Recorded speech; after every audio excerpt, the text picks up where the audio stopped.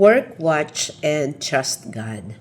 In Nehemiah 4 verse 7 and 20, those who build on the wall, with one hand they work at construction, and with the other held a weapon.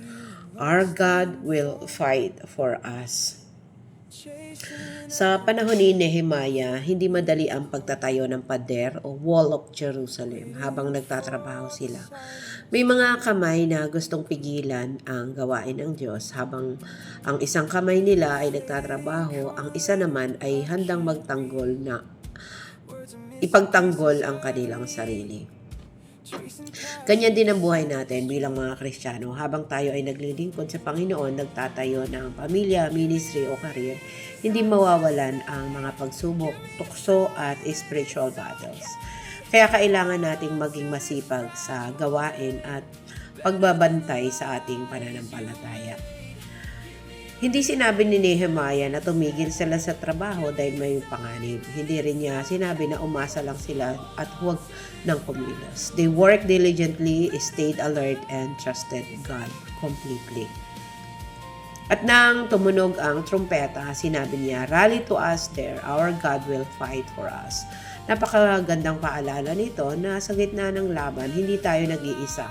Kapag tayo ay nagkakaisa bilang katawan ni Kristo at nagtitiwala sa Panginoon, siya mismo ang lumalaban para sa atin. Kung may kinakaharap ka mang oposisyon ngayon, huwag kang sumuko. Keep building, keep praying, keep serving.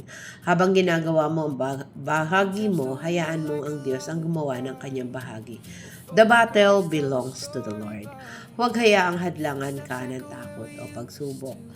Work faithfully, stay spiritually alert, stand together with God's people, and trust that God will fight for you. Let us pray. Father God, in the name of Jesus, we come to you. Help us, Lord, to be diligent in our work at gawin at maging mapagbantay sa aming pananampalataya. Kapag may mga pagsubok at laban, tulungan mo po kami huwag matakot, kundi magtiwala sa iyo. Maraming salamat, Lord, na mayroon kang gagawin sa amin at ikaw ang aming tagapagtanggol.